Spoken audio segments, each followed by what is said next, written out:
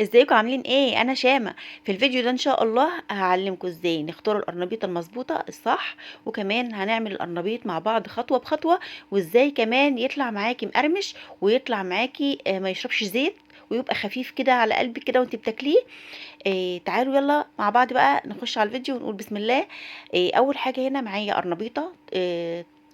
اول حاجه طبعا بتختار القرنبيطه اللي لونها ابيض فاتح، ما تكونش مصفره، ما تكونش فيها اي حاجه غامقه مثلا او سواد او اي حاجه، وكمان تكون الوردات بتاعتها كلها ملزقه في بعضها، بلاش تجيبي المتفرغه من بعضها دي. وبعد كده بقى هنمسك القرنبيطه بقى، هنقطعها بالشكل ده وردات وردات. تمام، مش عايزين ايه نصغر الورده، يعني الورده بوردتها كده بالشكل ده. بعد ما قطعتها كده هغسلها كويس جدا جدا، وهخلي اللي هو العنق بتاعها او العروق بتاعتها من تحت، ووش القرنبيطه لفوق. هحطها في الحله، ارصها بالرصه دي، وبعدين هحط معلقه كبيره من الكمون، وكمان هحط ربع معلقه صغيره من الشطه، وده اختياري طبعا، وكمان هحط معلقه كبيره من الملح، وهنزل عليهم بقى كده بالميه. الميه مش عايزه اغطيها قوي، يا دوب كده بالشكل ده كده، وهحطها على النار وهسيبها بقى تستوي، وهحضر الخلطه بتاعتها. هجيب هنا كوبايتين من الميه، واحط معلقه ملح ومعلقه فلفل اسود ومعلقه كمون وشويه شطه. تمام. وكمان هحط نص معلقه صغيره توم باودر. هقلبهم وادوبهم كويس جدا، وهنزل بقى بالدقيق واحده واحده، وهنقلب نحط شويه شويه ونقلب. ايه السر بقى القرمشه؟ معلقتين نشا، هي دي بقى سر القرمشه. وبعد كده نقلب شويه شويه لغايه لما تدينا قوام الكيكه. تمام. تمام.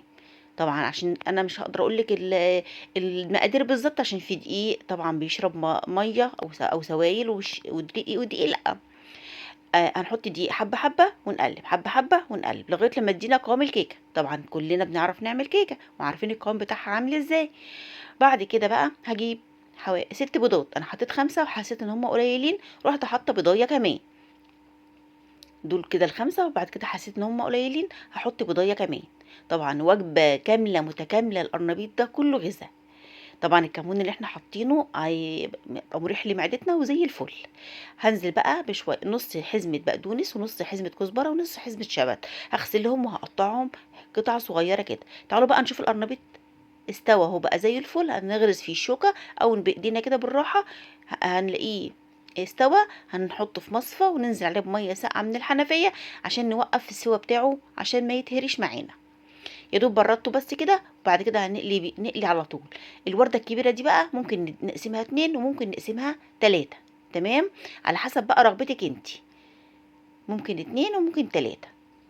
وبعد كده بقى الزيت يسخن كويس جدا جدا، هنحط القرنبيط في الخلطه كده اهو بالشكل ده كده، وبعد كده نطلع بايدينا ونحط كده على طول في الطاسه.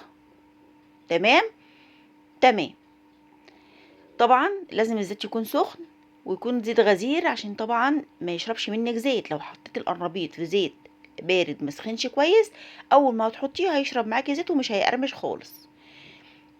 هسيبه بقى كده يستوي بالوش ده، وبعد كده اقلبه. ما تقلبيش غير لما الجزء اللي تحت ده ي- يتحمر بالشكل ده كده. بصوا بقى القرمشه، كان نفسي تسمعوا القرمشه. بصوا ايه الجمال ده. اظن الصوره واضحه جدا ان القرمشه عامله ازاي فيه. بعد ما يستوي بقى الجزء اللي تحت دوت كده بالشكل ده كده، اطلعه بقى على مناديل مطبخ. لازم تطلعيه على مناديل مطبخ. على فكره هو ما يشربش زيت مني كتير خالص خالص، ولا استهلك مني زيت. ناس كتير بتخاف تشتري القرنبيط بسبب ان هو بيشرب زيت كتير. اعملي بالخطوات بتاعتي دي، وانت هتلاقي القرنبيط زي الفل وما يشربش زيت خالص معاكي. طريقة موفرة جميلة، والقرنبيط ريحته وطعمه تحفة جدا. ما تنسونيش بقى في اللايك للفيديو واشتراك للقناة، وتفعلوا زر الجرس عشان يوصلكم مني كل جديد. ويا رب يكون الفيديو عجبكم واستفدتوا منه. والسلام عليكم.